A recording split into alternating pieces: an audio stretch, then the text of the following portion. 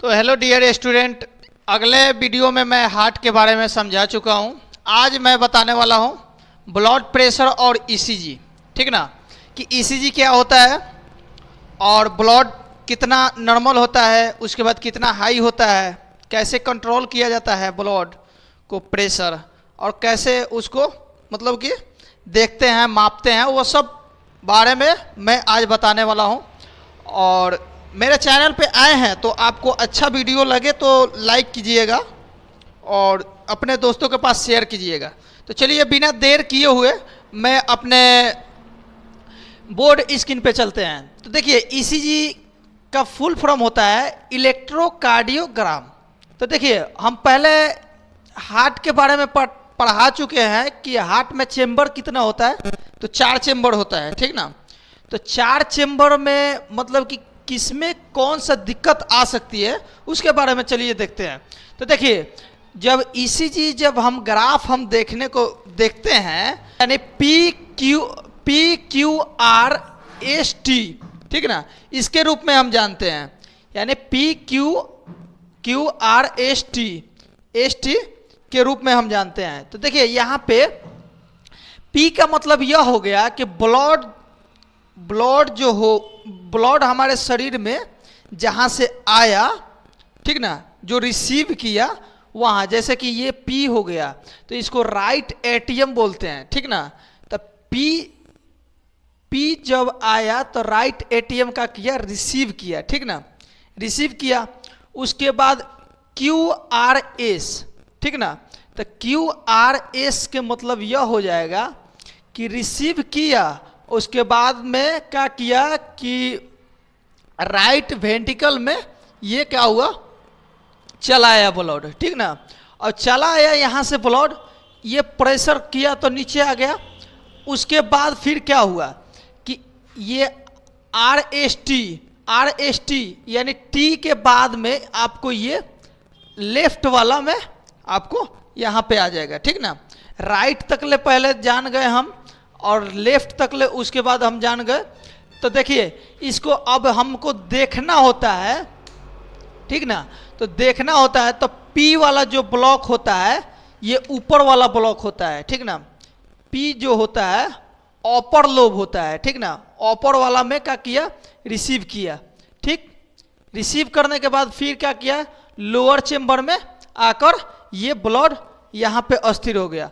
फिर ये पंप किया, यानी जब हार्ट होता है तो वही जो पंप करता है ना, उस माप को ईसीजी बोलते हैं।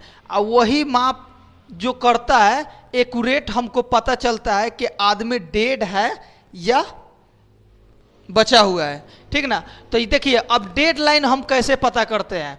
अब हमको इतना दूर को हमको निकालना है, मान के चलिए यहाँ तक हमको एक्यूरेट निकालना है हिसाब।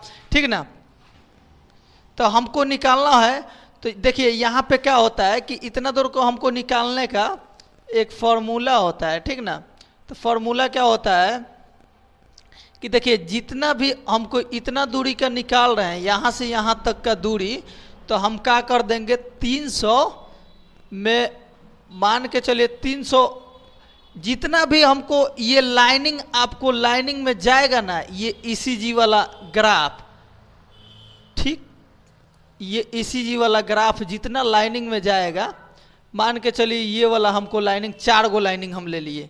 ठीक ना, तो 4 गो हम लाइनिंग लिए, तो ये चारों यहाँ से जब पी से चला, यहाँ से चला, फिर यहाँ से आया, यहाँ से फिर आया और यहाँ से उठ गया। ठीक, और यहाँ से उठने के बाद फिर ये ऐसे आया, फिर ये नीचे आके फिर उठ गया। तो ये 4 लाइनिंग में आ गया, यानी 4 लाइनिंग हमको निकालना है।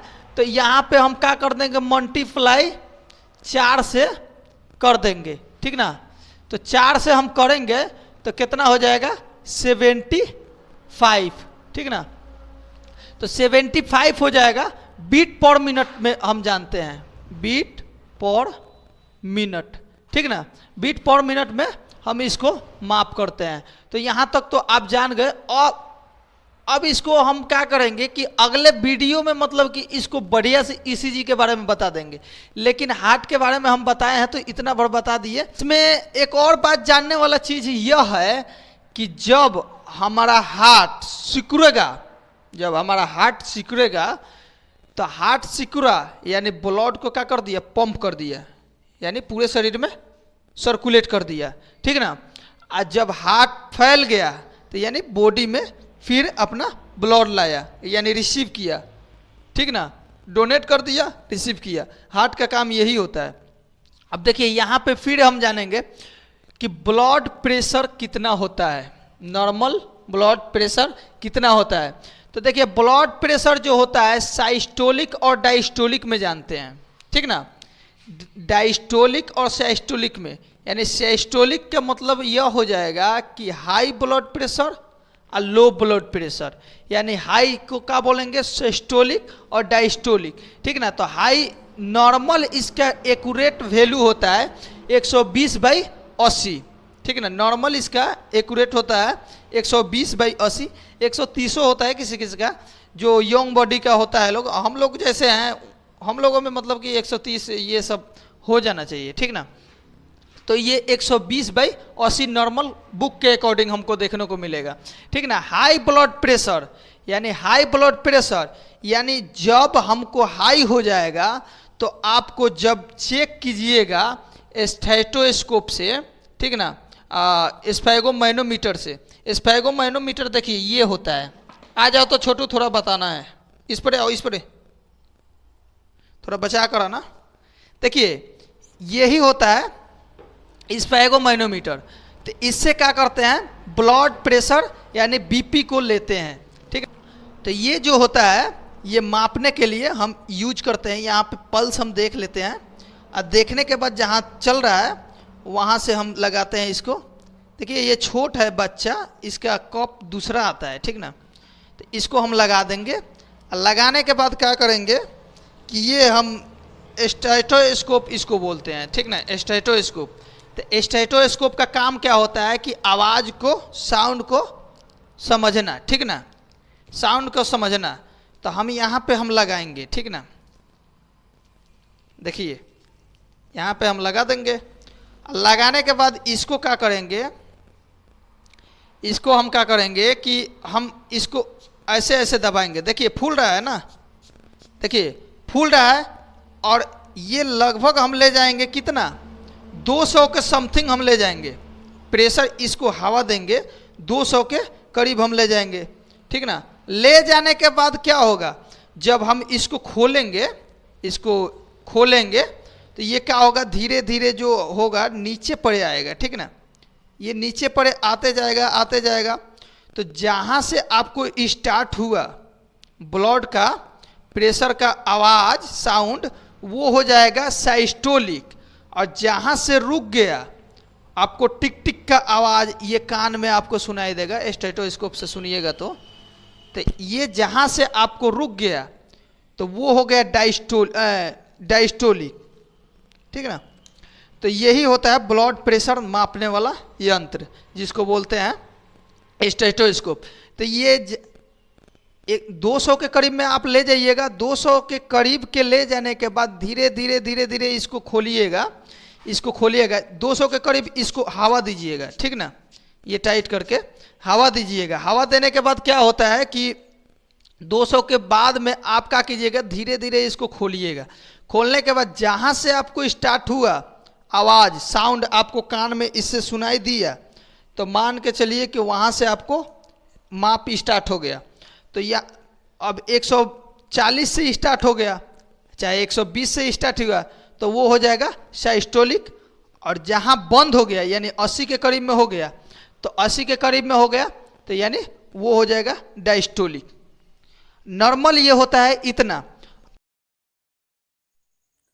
हाई ब्लड प्रेशर आ गया 150/90, तो उसको हाई ब्लड प्रेशर बोलते हैं, ठीक ना।